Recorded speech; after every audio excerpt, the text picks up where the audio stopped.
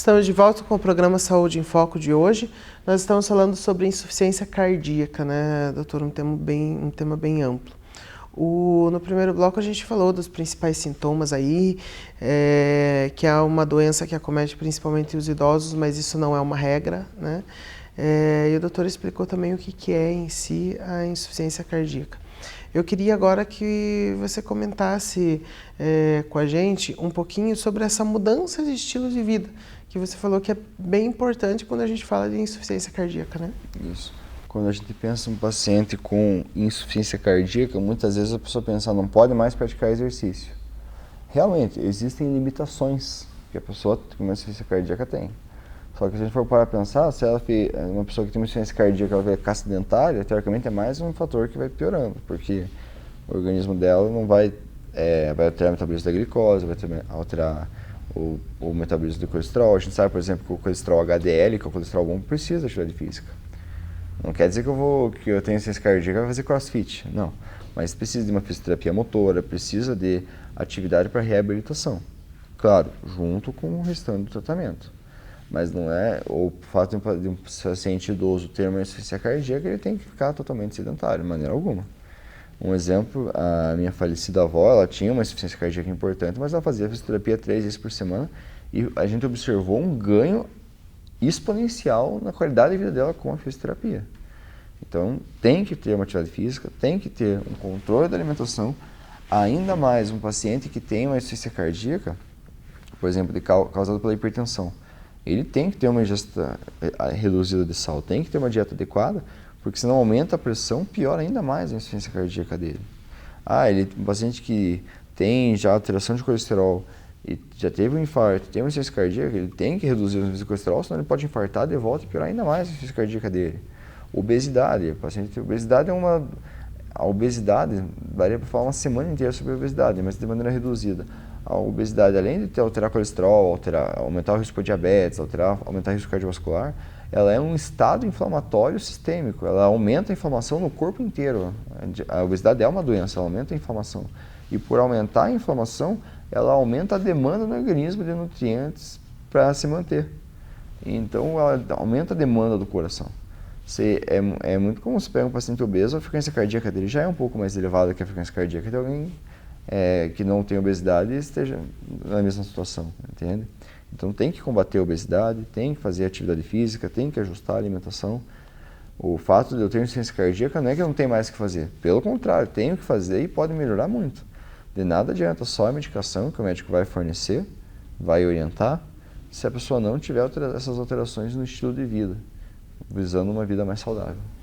Doutor, e quando que o médico ele pode dizer assim, você está diagnosticado com insuficiência cardíaca? Como que é feito esse diagnóstico? Então, existem duas situações.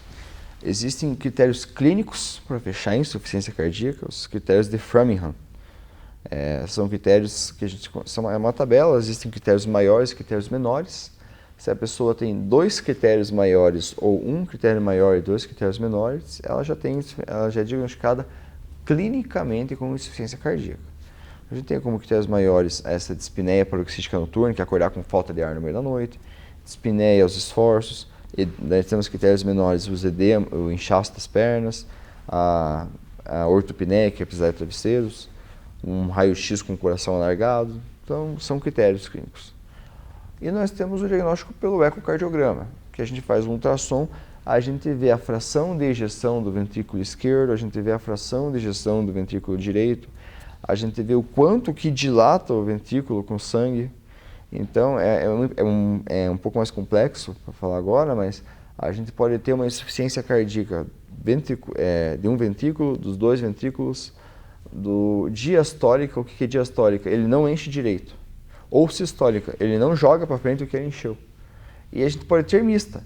Ele joga uma quantidade razoável do que chegou e ele enche razoável. Mas quando você junta os dois, ele não encheu o que precisava e não jogou o que precisava. Então, gera uma insuficiência cardíaca também. Então, o ultrassom é o diagnóstico de imagem. Você faz o ultrassom e você vê esse paciente, o ecocardiograma, que é o ultrassom do coração. Você faz o ecocardiograma e você olha, esse paciente tem insuficiência cardíaca. Ok, o paciente tem insuficiência cardíaca. Um idoso. Qual que é a causa da insuficiência cardíaca? ele já teve crise de dor no peito, ele é tabagista, tem diabetes, temos que investigar se ele já não teve um infarto, se ele não tem uma doença das artérias, e daí às vezes tem que fazer um cateterismo, tem que fazer teste de esforço na esteira, se tem condições. Normalmente vai para o cateterismo porque já é um paciente de alto risco. Não tem histórico de dor no peito. É hipertenso cronicamente? Ele trata hipertensão desde os 30 e agora nos 60 está com insuficiência cardíaca. O coração já é alargado, a gente já tem uma noção. Vamos investigar outras causas. Ele é diabético. Opa, outra luz vermelha para ele ter uma doença isquêmica, um infarto, digamos um infarto, né? Que eu falo infarto para você entender. Mas é uma doença isquêmica do coração. É um paciente jovem. Opa, é um paciente jovem. Talvez a gente tenha que fazer um ecocardiograma melhor, transesofágico, que é pelo esôfago, para analisar bem qual que é a causa. Tem histórico familiar de insuficiência cardíaca, se não é uma doença crônica do coração.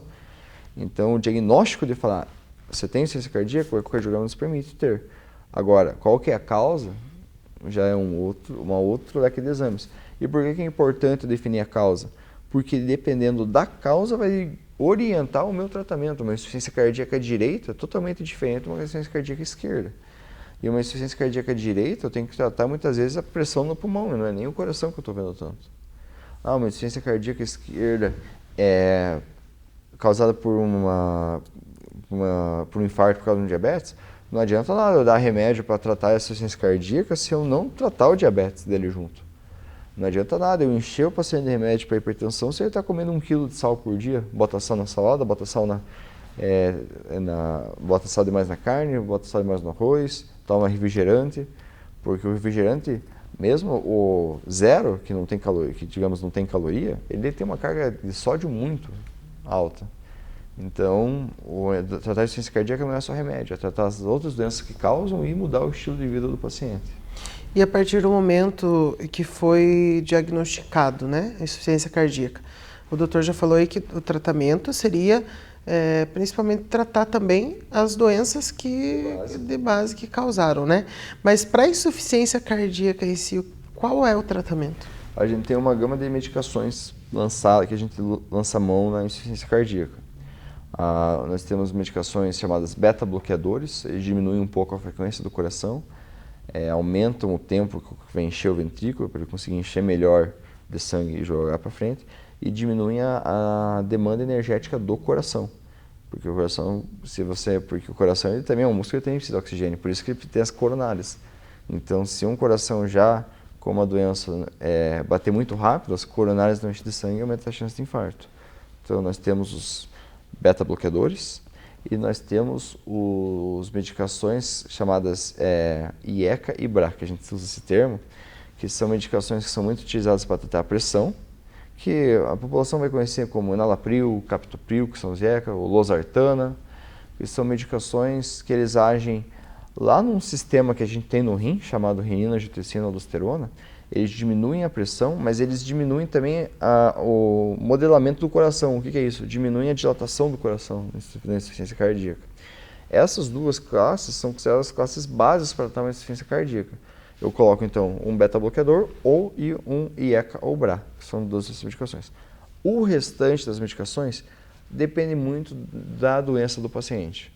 De maneira geral, quem tem insuficiência cardíaca, a gente pensa em colocar essas duas medicações. Agora, incha muito as pernas e está muito falta de ar. A gente coloca um diurético, que é para xixi. Vai mudar a evolução da doença? Não vai.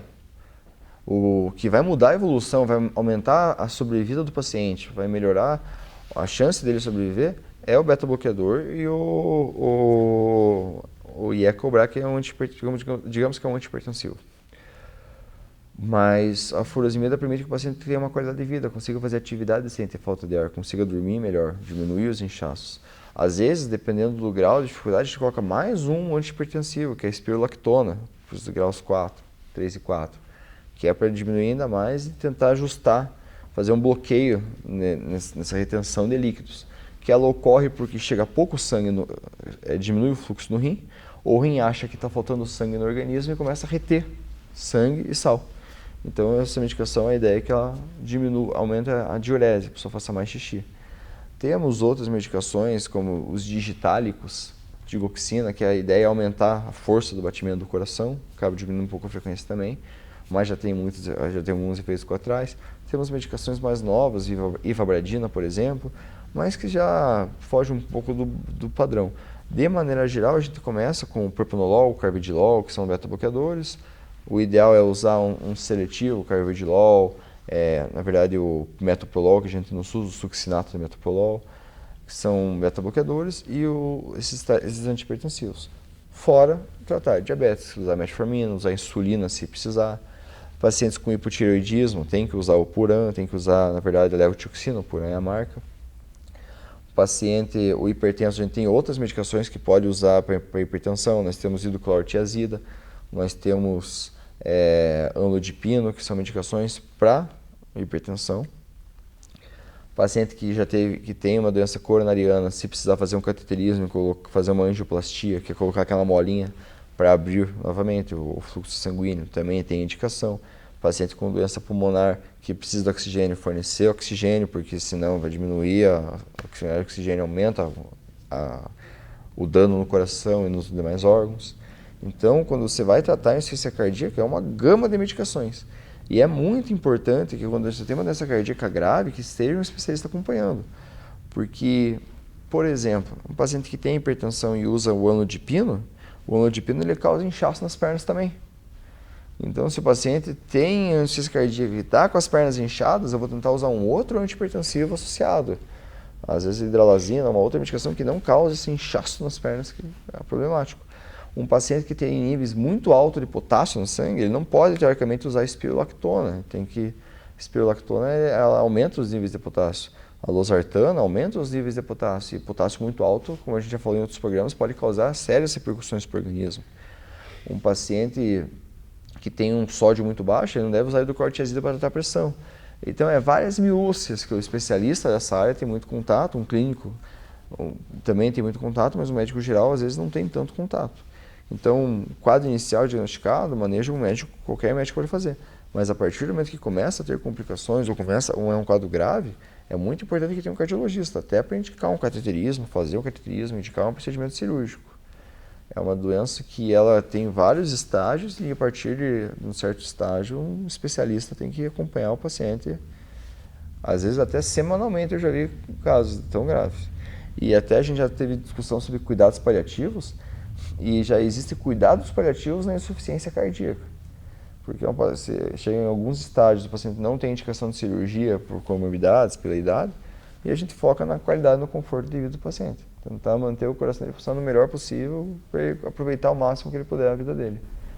Doutor, eu vejo que a nossa principal mensagem de hoje é: cuide do seu coração, fique atento aos sinais e sintomas, procure ter uma qualidade de vida aí, porque é algo muito importante para esse órgão, que é um dos mais importantes do nosso organismo, né? Eu acho que o meu objetivo aqui nesse programa seria, se você tem uma alteração, uma diminuição da sua capacidade física, não associe a idade. Vá no médico, faça exames de rotina, explique para ele que antes você conseguia caminhar 10 quadras para o trabalho e agora você tem que parar na metade para tomar um fôlego. Se você já fazia essa atividade e você tem 40, 50 anos, 60 anos, não era para acontecer isso, você tem que investigar. Às vezes a gente fica postergando a procura ao médico, ao serviço de saúde, e quando a gente procura, a gente perdeu o time de fazer algo muito mais simples e com um resultado muito melhor. É muito mais fácil eu cortar o problema quando ele é pequenininho na raiz do que esperar ele crescer e gerar outros problemas juntos, né? Muito obrigada pela participação no programa de hoje e obrigado a você que nos acompanhou. Amanhã tem mais programa Saúde em Foco para vocês aqui pela TVE, canal 58.1.